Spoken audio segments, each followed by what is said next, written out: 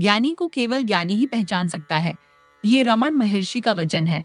हीरे का मूल्य असली जौहरी ही जान सकता है, लेकिन बैंगन बेचने वालों को इसकी क्या पहचान होगी? जब लोग श्री स्वामी जी को केवल प्रश्न पूछने वाला व्यक्ति मानते थे, उन्हीं दिनों ऋषिकेश से श्री चिदानंद स्वामी और श्री देवानंद स्वामी आए। उन्होंने श्री स्वामी जी को परब्रह्म स्वरूप के रूप में पहचाना और उनके चरणों में प्रणाम किया। इसी तरह आचार्य श्री भरद्वाज जी ने भी जब श्री स्वामी जी के दर्शन किए, तब से वे अपने सभी परिचितों से आग्रह करने लगे कि वे अवश्य श्री स्वामी जी के दर्शन करें। वे कहते थे कि श्री स्वामी जी इस धरती पर प्रकट हुए दिव्य स्वरूप हैं। इसी प्रकार कई अवधूत संत भी श्री स्वामी जी के दर्शन के लिए आए, उनसे आशीर्वाद प्राप्त किया और फिर आगे बढ़ गए। श्री स्वामी जी के सेवक बताते हैं कि ऐसे कई महान संत आए, लेकिन उनके नाम, पते और श्री स्वामी जी के साथ उनकी वार्तालाप को किसी ग्रंथ में लिपिबद्ध नहीं किया गया। एक समय दो प्रसिद्ध तांत्रिक श्री स्वामी जी के पास आए और गोलगामुड़ी आश्रम में गंगारावी वृक्ष के नीचे बैठ गए। वे सुबह से लेकर दोपहर 4 बजे तक वहीं स्थिर बैठे रहे और किसी से कोई वार्तालाप नहीं किया। उस दिन श्री स्वामी जी विशेष रूप से अग्नि जलाए बैठे थे। 4 बजे के आसपास श्री स्वामी जी ने उन्हें भोजन करवाया और कहा, ये लोग बहुत थक गए हैं, इन्हें 2-2 रुपए दे दो। भक्तों ने आज्ञा का पालन किया। जब वे जाने लगे तो कुछ भक्तों से बोले, हम श्री स्वामी जी की महिमा सुनकर ईर्ष्या के कारण उन पर तांत्रिक प्रयोग करने आए थे, पर न जाने क्या चमत्कार हुआ कि यहाँ आते ही वह बात पूरी तरह भूल गए और इस वृक्ष के नीचे निर्जीव से बैठे रह गए।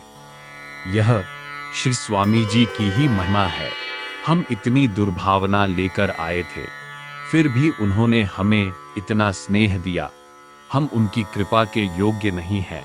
यह कहते हुए उन्होंने श्री स्वामी जी को मनःपूर्वक प्रणाम किया।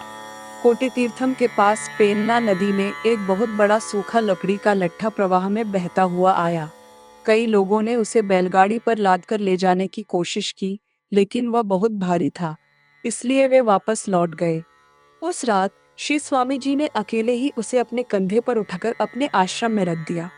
सुबह किसानों ने देखा और कहा, अरे पागल वेंकैया, सोने जैसी इस लकड़ी को तो ऐसे जला रहा है, क्या तुम्हारे लिए हमने इसे वहां रखा था? उन्होंने उसका मजाक उड़ाया। उनमें से एक दुष्ट व्यक्ति ने कहा, तू ये पागलपन बंद कर, और उसने श्री स्वामी जी को एक थप्पड़ मार दिया। जब वह व्यक्ति अपने घर लौटा तो उसका घर जलने लगा।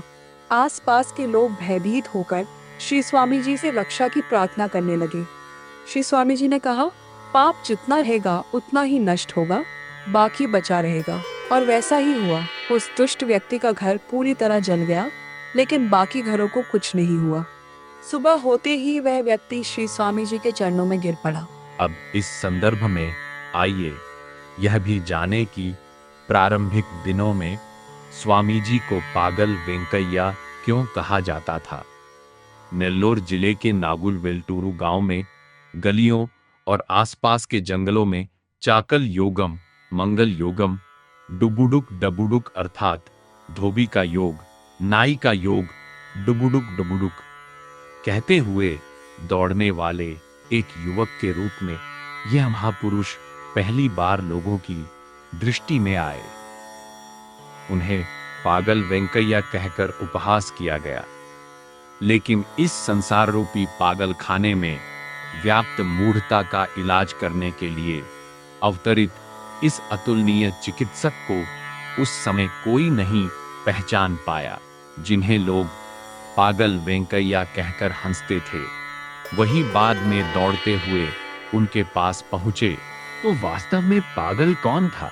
सत्य हमारे सामने सूर्य की तरह चमक रहा था, फिर भी उसे न पहचानने वाला कौन था? शायद यही हमारी मूढ़ता थी।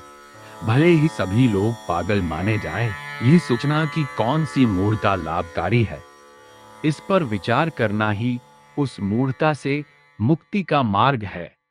श्री स्वामी जी को 20 वर्ष की आयु में तेज बुखार हुआ। उन दिनों गांवों में न तो डॉक्टर थे और न ही अस्पताल, इसलिए ये मान्यता थी कि यदि भोजन न किया जाए तो 2 दिनों में बुखार उतर जाता है। इसी तरह 1 सप्ताह बीत गया। श्री स्वामी जी के छोटे भाइयों ने चना बीनते समय मूंगफली के दाने लाकर उन्हें दिए, जिन्हें खाकर वे बिस्तर पर लेट गए। एक दिन श्री स्वामी जी ने अपने माता पिता से पूछा, हमारा घर नीलाम होने जा रहा है, तब आप लोग कहाँ रहेंगे?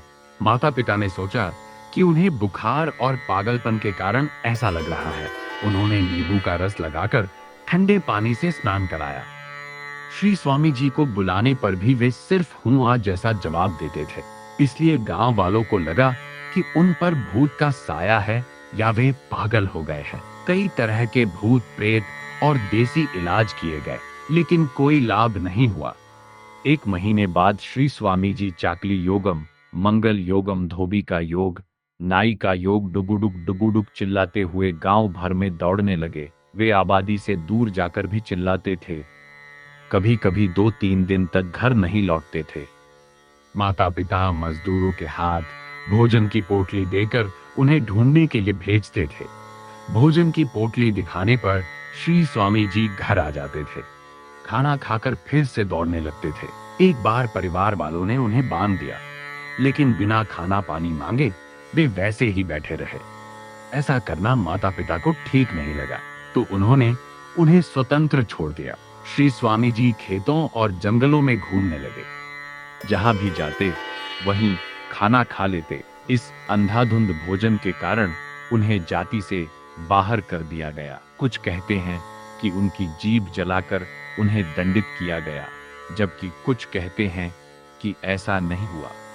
जंगलों में घूमते रहने से उनके कपड़े जगह जगह से फट गए।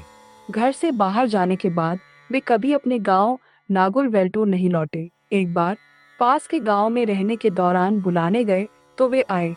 जब वहां बाजरे की फसल कटाई चल रही थी तो स्वामी जी भी कटाई में जुट गए और चाकली योगम मंगली योगम कहते हुए 2 व्यक्तियों जितना काम कर गए। 4 दिन में कटने वाली फसल सिर्फ 2 दिनों में कट गई। श्री स्वामी जी के भाई चिन्न पनायुडू जी ने स्वयं देखा हुआ यह प्रसंग इस प्रकार बताया। जब 2 बैलों की गाड़ी चल रही होती थी तो श्री स्वामी जी उस गाड़ी के पीछे आकर बैठ जाते थे। उनके पैर गाड़ी पर रहते थे, जबकि सिर और शरीर नीचे लटकता रहता था।